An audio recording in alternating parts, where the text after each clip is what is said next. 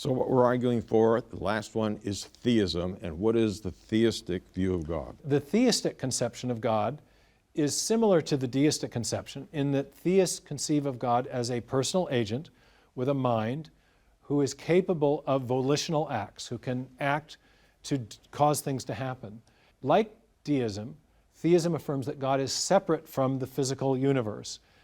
But unlike deism, theism affirms that God can act within the created order, that God acts to sustain the orderly concourse of nature that we describe with the laws of nature, but that God also acts as an agent within that matrix of natural law in special ways that are discernible within the context of the laws of nature that he otherwise sustains and upholds. So theism thinks of God as having three powers: the ability to create the universe in the first place, the ability to sustain the orderly concourse of nature, and the ability to act discretely at points of time along the timeline. Now, what we see with these three big discoveries about biological and cosmological origins is evidence of all three of those types of powers. We see evidence of a creation event at the beginning of the universe with what we now call the Big Bang. And the positing a theistic creator helps explain that, because to explain the origin of the physical universe of matter, space, time, and energy, we need to posit something that is not bound by space and time and is not itself material or energetic in the physical sense. The concept of God, as traditionally held by Jews and Christians and other traditional theists, is precisely an agent which is separate from the creation, that is spirit, but that has volitional capability, causal powers to bring things into existence or to cause things to happen. In addition, the God of theism is a God that has conscious awareness, that is intelligent, that is supremely wise.